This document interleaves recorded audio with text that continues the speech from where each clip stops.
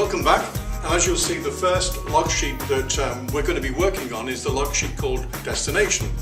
And you may think that it's a little strange that we're starting with destination, but when you do think about it a little bit more clearly, then if you don't start with the end in mind, how do you know where you're going?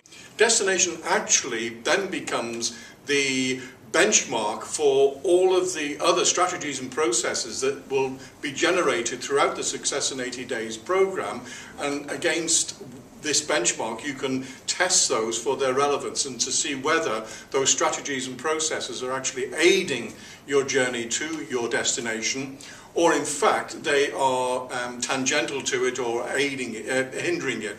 You'll see on your log sheet, it's very similar to the thing that I've quickly sketched up on the flip chart here. Basically, you've got down the left-hand column a series of what we term elements that break down the subject of destination into logical and consistent parts. And these are actually in an order that's important to the sequence and cycles of the whole program. So I would recommend that you do follow them in this particular order. Across the top, we have a number of attributes that actually add some flesh to the individual elements on the left-hand side.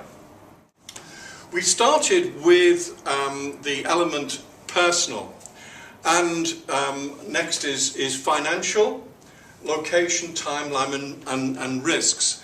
The reason why we started with personal rather than financial is really that finance really shouldn't be the objective of your business. I know that sounds a little crazy, because if your business isn't financially stable, then of course it's at risk and vulnerable. However, by starting with the personal objectives and putting financial next, what we're establishing in your mind is the fact that financial is a consequence. Financial benefits of your business are a consequence of getting everything else right.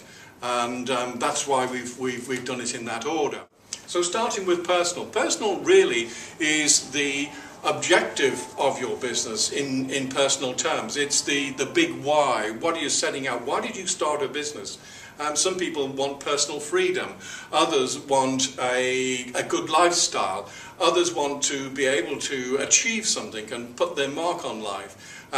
Others just want to have a comfortable living with an income. So all of those things are examples, and we've got some more in the logbooks, but all of those things are examples of what your personal purpose of running your business is. And across the top, you need to describe what would those personal things look like. What are the features? If you have them today, what would they mean to you? What would they look like? What benefits would you get from having achieved your personal ambitions? And on the way, what are the challenges that would stop you from reaching those personal gains and personal objectives? For example, let's say that you wanted to become the next Apple. Just from the top of my head, then one of the objectives might be that you personally don't have the charisma of Steve Jobs. You personally don't have the design skills of Apple. So you've got an objective, you've got the benefits of those objectives, and basically there are some challenges that you can already identify. They're not necessarily going to stop you, but you've already identified what those challenges are.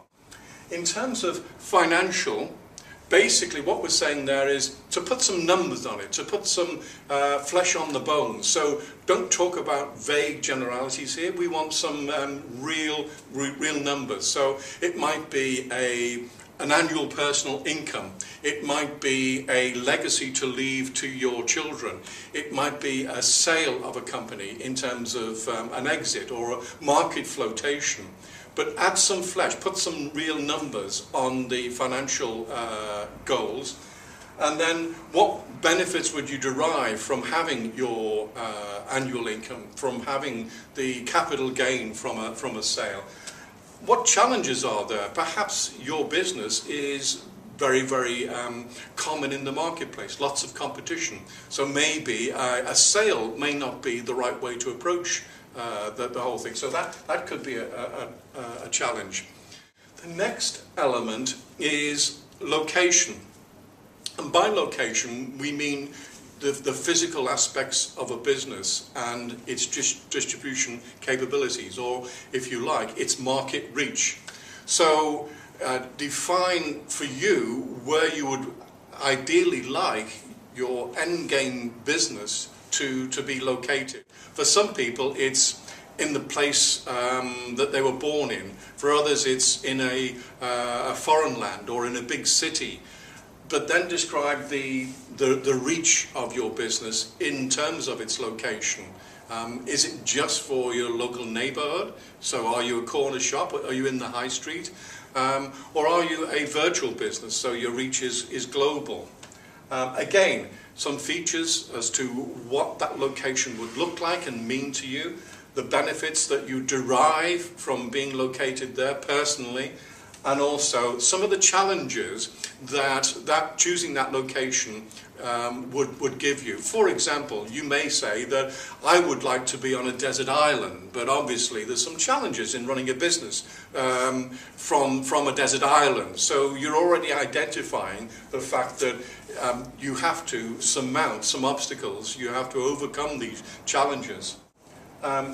Here again, timeline, we want some numbers on it, so it's not just as soon as possible, it's not, before my children leave school for work. It's actual, put some numbers on it, within 4 years, within 5 years, within 3 years, your choice.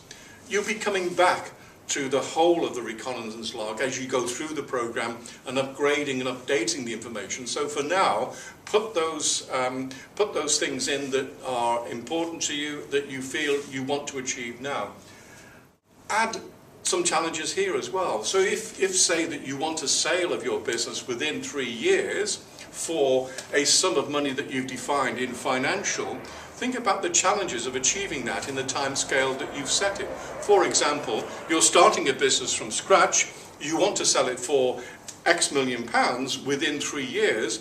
It can be done, it has been done, but what are the challenges to making that happen? Don't modify yet your objective, just list the challenges.